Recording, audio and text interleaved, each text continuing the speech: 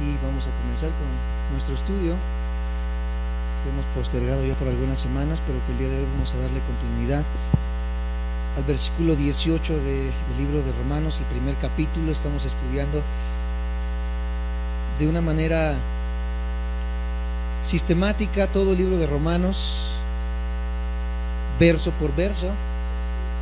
Versículo 18 es el verso que estamos estudiando. Concretamente estamos estudiando el tema de la ira de Dios. Llevamos ya tres o cuatro sesiones acerca de la ira de Dios, y todo encerrado en el versículo 18 del primer capítulo del libro de Romanos, el cual vamos a darle lectura rápidamente para nuevamente recordar nuestro estudio y sentar la base para el estudio del día de hoy. Y dice de esta manera: porque la ira de Dios, di conmigo, porque la ira de Dios, ¿qué pasa? Se revela desde el cielo contra toda impiedad e injusticia de los hombres que detienen con injusticia la verdad. Semanas pasadas, o la semana pasada que tuvimos nuestro estudio, vimos que veríamos 4 o 5 puntos, 6 facetas o 6 puntos que hablan acerca de la ira de Dios y que podemos ver en este simple pasaje. Les decía que íbamos a ver su carácter, su tiempo, su fuente, su alcance y naturaleza y su causa. Eso es lo que vimos la última semana, lo que analizamos la última semana. Y el día de hoy vamos a comenzar a ver más a profundidad la ira de Dios, y muy específicamente vamos a ver el carácter de la ira de Dios, el carácter de la ira de Dios. Antes que nada, les damos la bienvenida a aquellos que nos ven a través de nuestra página de Facebook. Les agradecemos que tengan a bien en seguirnos, el que puedan disponer el tiempo para poder estudiar con nosotros la palabra de Dios. Le damos la bienvenida a aquellos que se unen todos los jueves aquí a la congregación y que están aquí presentes, y aquellos que aún no son parte de la congregación pero están buscando una iglesia donde congregarse. Les invitamos a que puedan asistir todos los jueves a las 5:30 o domingos a las 10 de la mañana con nuestros estudios. Les recordamos que nuestro interés no es promover una iglesia, sino que la palabra de verdad sea difundida sin diluir. Así que si tu deseo es seguir estudiando la palabra de verdad, venir a la sana doctrina, estamos en el área de Tecámac, a 5 minutos de la terminal del Mexibús Ojo de Agua, y nos va a dar mucha alegría el poder recibirte y el poder ser parte de tu familia. Así que bueno, el día de hoy entonces seguimos con nuestro estudio, el carácter de la ira de Dios. En primer lugar, el carácter de la ira de Dios puede verse en el hecho de que es divina. De ahí podemos comenzar a sentar la base de qué es o cuál es el carácter de la ira de Dios. Tenemos que separar completamente la ira de Dios, el contexto del enojo de Dios o de su ira, del contexto del enojo y de la ira del ser humano. Son contextos totalmente diferentes. La ira de Dios viene y se desarrolla en un contexto divino, en el contexto de la deidad de Dios. Por ende, es un contexto completamente diferente a la forma en la que el ser humano puede enojarse o airarse, y fue parte de lo que analizamos la última clase. Es imposible que el ser humano pueda humanizar las características de Dios. Es imposible que el ser humano pueda tratar de entender la totalidad del carácter de Dios en todas sus facetas, el amor, la ira, la justicia, etcétera, porque para poder entenderlo tendríamos que bajar a Dios a la estatura de un hombre, tendríamos que bajar a Dios a los lineamientos de los hombres, teníamos que bajar a Dios de la eternidad al ser finito, etcétera, etcétera, y esto es algo completamente imposible. Por eso tenemos que comprender, amados santos de Dios, que es muy difícil comprender el carácter de Dios en su totalidad. Hablando acerca de temas como la Trinidad, hablando acerca de temas como los que estamos viendo ahorita, es imposible, son misterios que al día de hoy conocemos algunas ciertas porciones de estas verdades, pero no la totalidad, porque no podemos reducir concretamente todo lo que Dios es y representa al tamaño de un ser humano. Si lo hiciéramos así, Él dejaría de ser Dios. Por ende, amados hermanos, no debemos frustrarnos al tratar de entender todas las características de Dios, cómo es Dios, cómo se desenvuelve Dios, cómo se desempeña Dios, amados hermanos, porque es imposible que el ser humano lo pueda comprender. Uno de los ejemplos que siempre ponemos es que es imposible poder tratar de pasar 1.000.000 de watts en la cabecita de un watts que nosotros tenemos y poseemos. Por eso, amados hermanos, tenemos que dejar de frustrarnos en estos temas y comprender que el ser de Dios es algo completamente que se va de nuestras manos como seres humanos. Una vez entendiendo esto, que Dios y su carácter se desempeña en una manera diferente, podemos comenzar a sentar la base entonces de cómo es este carácter de Dios. La ira de Dios no es como el enojo humano, que siempre está manchado. ¿Por qué crees? Por el pecado. Algo que distorsiona completamente el carácter y la imagen de la ira en el ser humano es el pecado, como en todas las cosas y como en todas las áreas, amados hermanos. El pecado es lo que vino a manchar, el pecado es lo que vino a ensuciar, el pecado es lo que vino a minar, amados hermanos, el carácter y la imagen de Dios en nuestras vidas. Por eso es muy imposible el que podamos comparar mi ira con la ira de Dios, mi enojo con el enojo de Dios, porque el pecado que hay en mi vida distorsiona completamente esta imagen de Dios. La ira de Dios siempre es completamente justa, y eso tenemos que dejarlo bien en claro, y te pido que repitas conmigo: la ira de Dios siempre, di conmigo, siempre es completamente justa. Nunca la ira de Dios va a ser injusta. Algunas personas dirán: es que siento que lo que estoy pasando es una prueba muy difícil y quizás sea parte de la ira de Dios, pero creo que no la merezco. Esto es una mentira, amados hermanos. Todos los que van a pasar o han pasado por el juicio de la ira de Dios han pasado por una ira completamente justa. Hay veces que tú como papá, los que tienen hijos más grandes, quizás de 15, 16 años, se han enojado con sus hijos por algo que han hecho, los han corregido, quizás como la Biblia lo demanda, con vara o como sea, pero en ese enojo y en esa ira manchado por el pecado, nosotros corremos el riesgo de pasarnos de los lineamientos y vernos manchados. ¿Por qué? Por los sentimientos. Nosotros nos enojamos y nos airamos, pero como decimos comúnmente, nos salimos de nuestras casillas.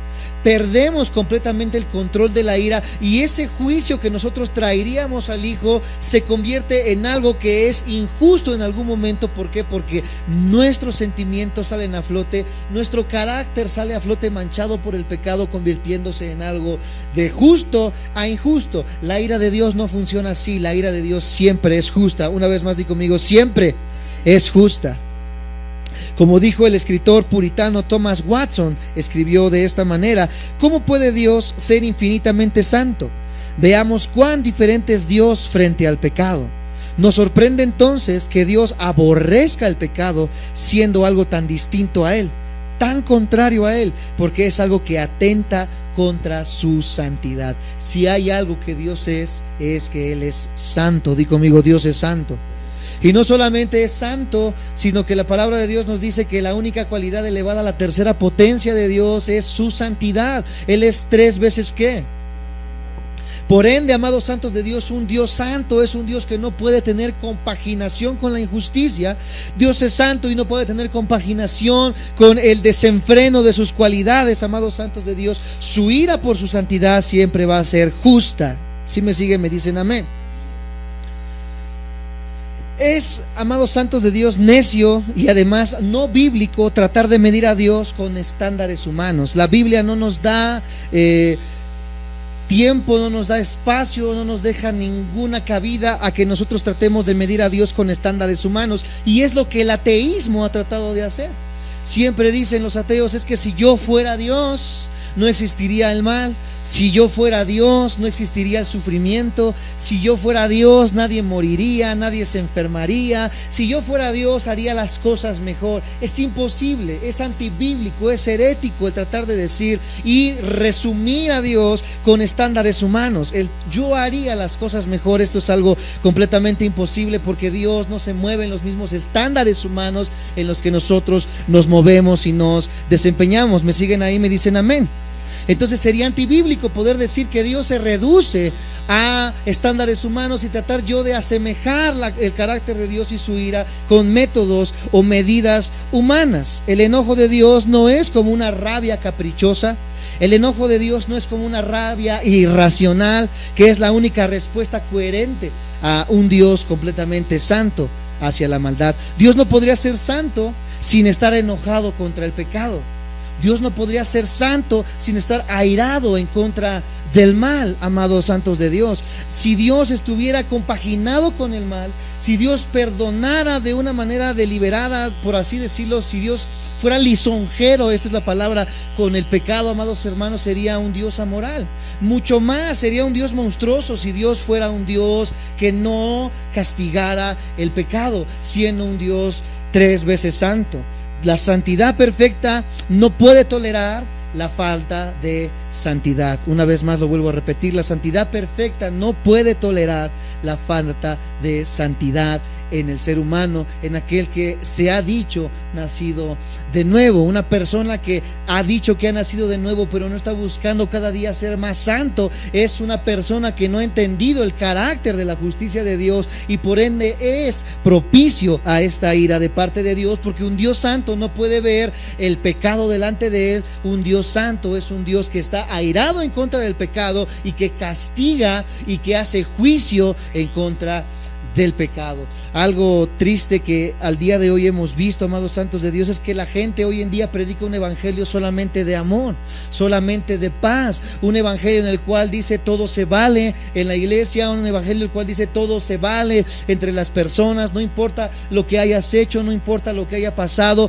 Dios es un Dios de amor que puede perdonarte las veces que tú caigas, y parece ser que es 100% bíblico, pero cuando lo divorciamos de la ira y del juicio de Dios, esto se convierte en una herejía, porque una herejía es una verdad inflada. Y cuando yo solamente inflo el amor de Dios, pero no lo compagino de una manera analógica también con la ira de Dios y con el juicio de Dios en contra del pecado, he desvirtuado el carácter de Dios. Dios es un Dios completamente amor, pero también es un Dios que se ira en contra del pecado. ¿Me siguen? Me dicen amén.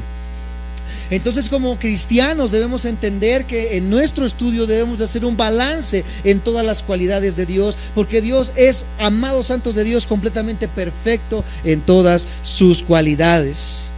Nuevamente, Él está enojado en contra del pecado porque es un Dios santo. Di conmigo, Dios es un Dios santo y no tolera el pecado. Ciertamente este es el ABC del cristianismo. El cristiano que ha venido a los pies de Cristo, valga la redundancia, tiene que entender esta verdad. Dios es un Dios que vive airado en contra del pecado. Cuando el cristiano entiende que Dios es un Dios que vive airado en contra del pecado, va a comprender el precio tan grande que se pagó en la cruz del Calvario por mis pecados.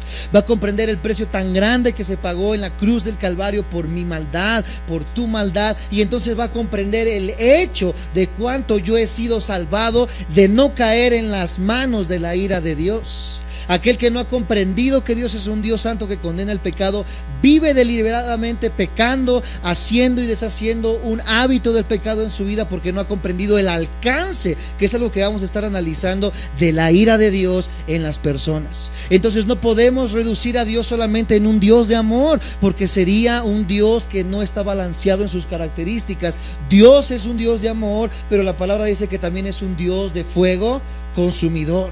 Dios, como vimos las clases pasadas, es un Dios que destruyó toda una generación de seres humanos a través de un diluvio, que no tuvo misericordia de ellos, sino que acabó con toda la raza humana en este diluvio, en el más grande genocidio que se ha visto en la humanidad. Dios es un Dios que amó también, pero es un Dios que también destruyó a Sodoma y Gomorra con lluvia de fuego. Y así me podría ir con muchos ejemplos del Antiguo Testamento, como Dios, Jehová, mandó a matar a todos los cananitas, amados santos de Dios. Y pueden decir algunos, pero oye, ese Dios es un Dios monstruoso y sanguinario. Esto sucede cuando no hemos comprendido el al alcance y el carácter de la ira de Dios. Y cuando nosotros no entendemos esto, vamos a ridiculizar a Dios tratando de resumirlo todo solamente en un amor amoral, amados santos de Dios, amados hermanos que nos ven también por las redes sociales. Vamos a ver un poco del carácter de Dios, cómo se desempeña en el Antiguo Testamento. Así que acompáñame a Habacuc, versión que ustedes, dice: muy limpio eres de ojos para ver el mal, ni puedes mirar el agravio, dice Habacuc aquí en el capítulo 1. ¿Cómo dice aquí? Muy limpio eres de ojos para ver el mal, ni puedes ver el agravio, porque ¿qué ves a los menospreciadores y callas cuando destruye el impío al más justo que él? Él es limpio de ojos. En él no puede haber cabida en mirar el mal como nosotros lo vemos de una manera atrayente, amados santos de Dios. Él no puede ser atraído por el pecado, sino por el contrario, él repudia el pecado. ¿Me siguen? Me dicen amén. Él no puede ver el mal, dice, y ni siquiera puede. Ahí lo está afirmando. Primera de Corintios, ahora en el Nuevo Testamento, nos habla un poco también acerca de este carácter de Dios en cuanto a su ira en contra del pecado. Primera de Corintios 13, versículo 6. Si lo tienen, me dicen amén. Primera de Corintios 13, 6 dice: no se goza de ¿qué? De la injusticia, mas se goza de la verdad. El amor no puede tolerar lo que no sea santo. El amor no se goza de la injusticia. ¿Cuántos lo saben? El amor de Dios es un amor justo, es un amor santo, por ende no se puede gozar de la injusticia. ¿Cuántos de ustedes, yo me incluyo en algún momento, cuando vemos sufrir a alguien que nos hizo daño, decimos: ah, mira, se lo merecía? Ah, mira, bien merecido lo tenía por cómo se había comportado, por cómo me había hablado. Y a veces hasta nos escudamos un poco en la espiritualidad y decimos: sí, ya Dios vengó, ya Dios hizo, amados santos de Dios. El cristiano, o aquel que ha conocido la santidad de Dios, aquel que ha conocido la justicia de Dios y que ama de la manera en la que Dios amó, no se goza de la injusticia. Y este es el carácter de Dios. Él no puede gozarse en la injusticia porque Él es un Dios santo. Y reiteramos mucho en esta cualidad de nuestro Dios. Otro de los ejemplos que podemos ver ahora en la persona de Jesucristo, lo podemos ver en San Juan capítulo 2. San Juan capítulo 2, versículo 14 al 16, en una escena muy conocida por muchos. San Juan capítulo 2, versículo 14 al 16. Lo tienen, me dicen amén.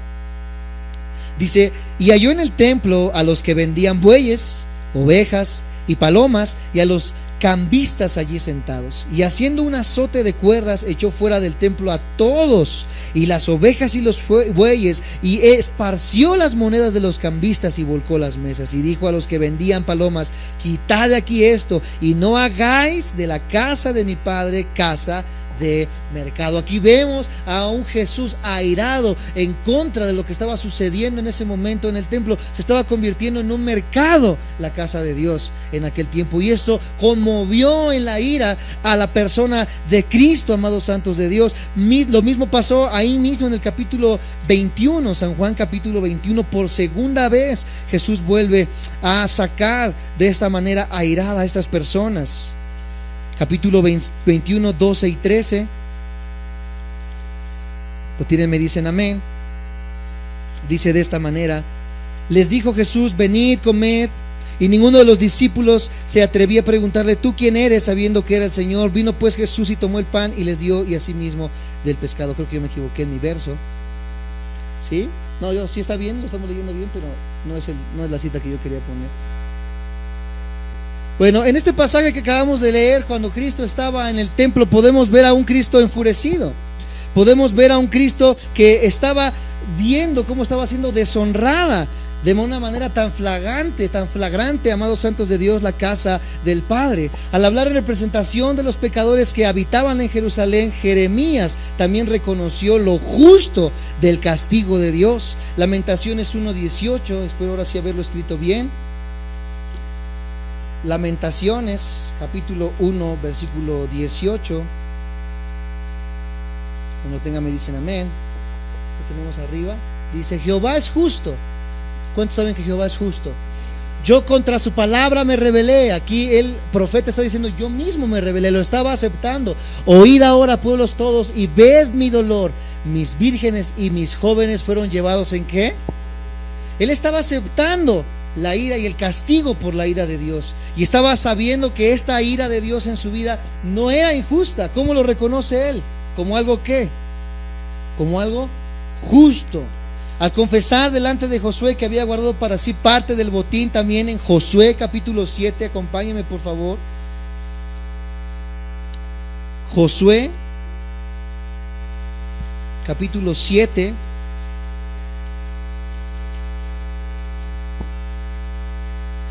versículo 20 al 25.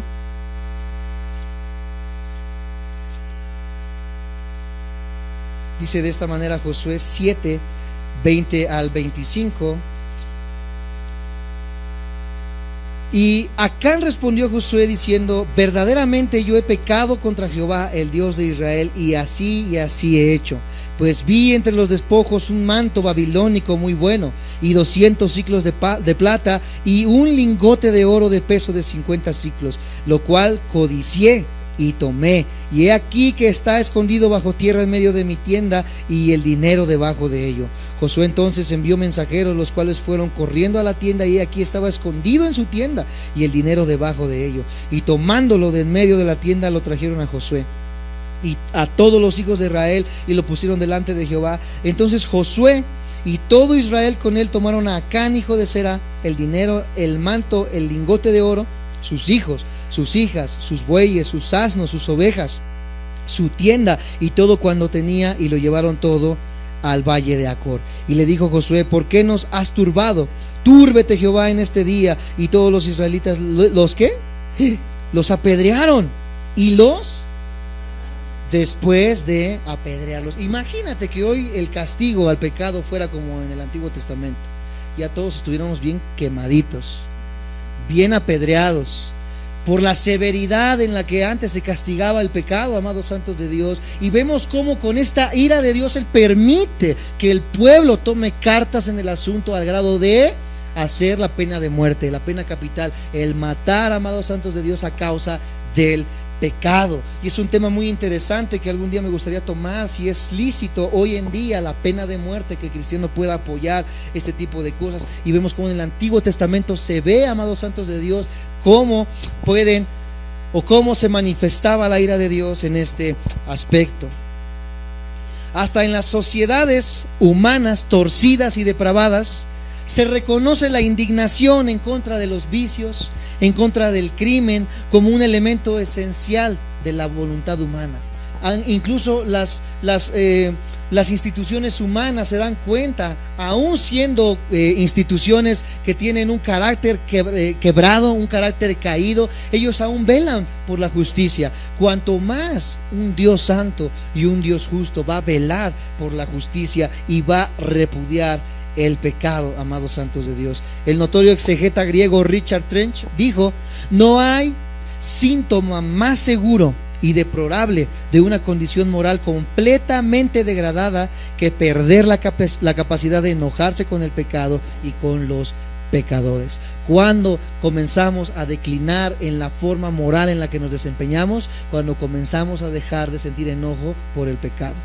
Cuando una persona comienza a desensibilizarse por el pecado, cuando una persona comienza a desensibilizarse de la santidad de Dios, comienza a corromperse su vida y comienza a vivir una vida apartada de Dios. Y una vida apartada de los lineamientos de Dios solamente, sí o sí, puede acarrear la ira de Dios a su vida. ¿Por qué? Porque Dios es un Dios santo y un Dios justo que está airado en contra del pecado. Que vemos esta semana en Argentina, un debate tan grande entre que si se podría abortar, no se podría abortar. Hoy en día vemos como Argentina ha declinado completamente su moralidad y ya ha aceptado el aborto por 4 votos. Solamente 4 votos aceptaron que el aborto es legal y que un feto no es un bebé ni es una vida, amados santos de Dios, cuando la Biblia desde el comienzo nos dice que ya es una vida el hecho de que el embrión esté ya formado en el organismo. ¿Cuándo pasa esto? Cuando las vidas comienzan a quitar la moral de su vida. Por eso, como cristianos, reiterando y hablando un poco acerca de la política, viendo un poco acerca de la justicia de Dios, el cristiano debe de ver los intereses justos y morales de la palabra de Dios antes de emitir un voto. Siempre les recuerdo y les digo, tú analiza el carácter de la persona que está delante para poder ir a votar, que está en las papeletas. ¿Qué piensa esta persona? Si la persona está apoyando que el pueblo diga sí al aborto, sí al matrimonio homosexual, sí a drogas de la marihuana, etcétera, etcétera. Cuando una persona que dice ser político y que quiere que el pueblo acepte todo este tipo de cosas, es un líder que se ha desmoralizado y por ende, amados santos de Dios, es una persona injusta. Y como cristianos tenemos que tener mucho cuidado por quién emitimos un voto, porque si estamos apoyando este tipo de cosas, no importa que se prometa que el pueblo va a salir adelante, que va a haber más recursos, que va a haber más oportunidades, que va a haber más trabajo, etcétera, etcétera, por muy buenas que sean las propuestas, si un hombre se ha corrompido en la moralidad, el juicio de Dios va a venir a esa nación, amados hermanos, y a todos aquellos que apoyen este tipo de pensamientos. Algunos me dicen, tú, entonces, ¿por quién me dices por quién votar? Yo no puedo decirte por quién votar. Tú analiza en tu mente, analiza en tu corazón, a la luz de la palabra de Dios, quién es la persona que, aunque no cristiana, defiende los valores morales y bíblicos, amados santos de Dios. Me siguen, me dicen amén. Nuevamente voy a decir lo que dice Richard Trench: no hay síntoma más seguro y deplorable de una condición moral completamente degradada que perder la capacidad de enojarse con el pecado y con los pecadores. Este es el carácter de la ira de Dios. Ahora, amados santos de Dios, el tiempo de la ira de Dios. Acompáñame a estudiar ahora el tiempo de la ira de Dios. ¿Cómo que el tiempo, Isaí? Volvamos a Romanos. Qué precioso estudio estamos tomando acerca de Romanos, Nos estamos echando un corte miñón ahorita. Romanos 1, versículo 18 nuevamente dice: porque la ira de Dios se revela. Subráyalo ahí en tu libreta. Ahí está hablando de un tiempo. Se revela. La pregunta es ¿cuándo? Se revela. ¿Cómo? Se revela. ¿De qué forma? Estamos desmenuzando con lupa este pasaje 18. Llevamos más de 4 sesiones con la ira de Dios en un solo versículo. Se revela. Estamos hablando del tiempo de la ira de Dios. El tiempo oportuno de la ira de Dios puede verse en el hecho de que se revela. O con una traducción más precisa, si nos vamos al original griego, dice: es constantemente revelada. Di conmigo: es constantemente revelada. ¿Qué es algo que es constante? Que es todo el tiempo. Y si es todo el tiempo, podemos ver revelado en el tiempo del Antiguo Testamento, lo podemos ver revelado en el Nuevo Testamento, lo podemos ver revelado en nuestro presente y lo podemos ver revelado en el futuro. La ira de Dios se revela constantemente en todos los tiempos. ¿Cuál es el tiempo de la ira de Dios? Todo el tiempo se revela la ira de Dios. La palabra para revelar es la palabra apocalupt, de la palabra donde viene apocalipsis. Y apocalupt significa revelar. Y tiene un significado básico de descubrir, sacar a la luz o dar a conocer. Eso significa apocalupt. La ira de Dios siempre le ha sido revelada a la humanidad caída y está ilustrada en repetidas ocasiones a lo largo de las Escrituras. Cuando vemos la ira de Dios manifestada, por ejemplo, cuando Adán y Eva pecan y se esconden, amados santos de Dios, para encubrir su pecado, y viene Dios y los encuentra por ahí y les dice, ¿verdad? ¿Por qué se han vestido ustedes con hierbas? Yo soy el que proveo el cubrirse, y Él les provee de pieles de animales. Algunos dicen: oye, ¿Adán y Eva fue salvo? Realmente alcanzaron el perdón, porque no vemos nada ahí en la Biblia acerca de que si fueron salvos o no fueron salvos. Cuando nosotros vemos que Jehová les dice: no es con plantas, o sea, hablando de la religión, no es lo que tú quieres, no es lo que tú piensas, no es de la manera en la que tú crees que vas a ser salvo, es como yo digo, dice Jehová. ¿Y cómo lo sabemos? Porque Él provee el primer sacrificio en toda la historia. Porque ¿qué cosa les da para cubrirse? Pieles. Para poder tener la piel, ¿qué tuvo que hacer?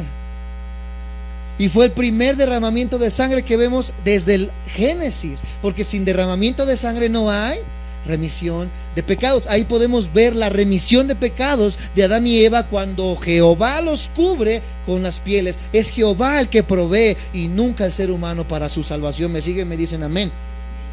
Vemos ahí que Jehová se enoja con Adán y Eva y comienza a decir que saldrían cardos de las plantas, habría veneno en los animales, aquellos animales que eran dóciles se volvieron feroces, la mujer daría a luz con dolor, etcétera, etcétera. Y vemos la maldición de parte de Dios a causa de ¿qué?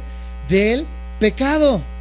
¿Qué acarrea el pecado a la vida de una persona? Solamente maldición, muerte. Y aquí vemos la ira de Dios manifestado en el tiempo desde el Génesis, desde el Antiguo Testamento para con el primer matrimonio. Hasta la tierra misma fue maldecida como consecuencia de ello. Ya se mencionó también la ira de Dios con el diluvio. Ya se mencionó Sodoma y Gomorra, ya se mencionó el hundimiento del ejército del faraón. Fue revelada también en la maldición de la ley, sobre todo la transgresión, y en la institución del sistema de sacrificios, amados santos de Dios. Pero vemos cómo todo el Antiguo Testamento está tapizado ¿de qué? De la ira manifestada de Dios en contra de un pueblo rebelde, en contra de un pueblo apóstata, en contra de un pueblo idólatra, en contra de un pueblo de pecado, amados hermanos. ¿Cómo está tu vida el día de hoy? Ya yo creo que tu mente está empezando a patinar en que cómo está nuestra vida, en que nos habían enseñado que Dios era peace and love, pero ciertamente Dios es un Dios que vive airado en contra del pecado. A un nivel completamente superior, la revelación suprema de la ira de Dios podemos verla ¿en dónde? Por sobre todas las cosas, sobre cualquier cosa que haya pasado en toda la historia, donde vemos la ira de Dios en su máxima culminación, en la cruz del Calvario. Ahí vemos cómo la ira de Dios reposó sobre la persona de Cristo Jesús por tus pecados y por mis pecados. Esa ira que debería haber caído sobre ti y sobre de mí, cayó sobre la vida de Cristo, cayó sobre la persona de Cristo. Y Él era perfecto, amado por su Padre, y fue condenado a muerte como el único medio por el cual la humanidad caída pudiera ser redimida de esta maldición del pecado. El comentarista británico, yo espero decirlo bien, Geoffrey Wilson, escribió: Dios no es un espectador indolente de los eventos mundiales. Él está dinámicamente activo en los asuntos humanos. La convicción de pecado es algo que el juicio divino puntualiza constantemente. Y el historiador Freud escribió: una lección, tan solo una, que puede afirmarse ha sido repetida por la historia con clara distinción, es que el mundo de alguna manera está construido sobre fundamentos morales, que a la larga a los buenos les va bien y a los malos les va mal. ¿De dónde salieron estos principios morales, amados santos de Dios? ¿De dónde salieron estas bases del ABC para que todos los juicios sean de una manera balanceada, amados hermanos? Vemos desde la antigüedad que muchas de las bases morales de la jurisprudencia en los juzgados vienen de la palabra de Dios. El otro día estaba escuchando una de las cosas buenas que he escuchado de Andrés Manuel López Obrador, otras están sumamente locas. No soy tan partidario de sus pensamientos, pero una de las cosas buenas que he escuchado de él es que dice que él, leyendo el Antiguo Testamento, se dio cuenta acerca de las ofrendas que daban en el Antiguo Testamento, y dice que aquel que pecaba más daba más, y aquel que pecaba menos daba menos. Por ejemplo, aquel que pecaba mucho daba un cordero, pero el que pecaba menos daba una paloma. Entonces dice: yo de ahí saqué el modelo de que el que tiene más, dé más, y el que tiene menos, de menos. ¿De dónde sacan estas ideas estos hombres? ¿Son sus ideas frescas?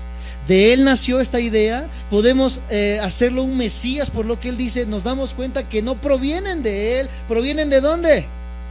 Y así muchos de los grandes gobiernos que hemos visto, Martin Luther King, etcétera, etcétera, hombres tan grandes en la historia que hemos conocido, que han sido tan fieles a la justicia, muchos de sus pensamientos justos han venido, si no es que la totalidad, de la revelación de la palabra de Dios.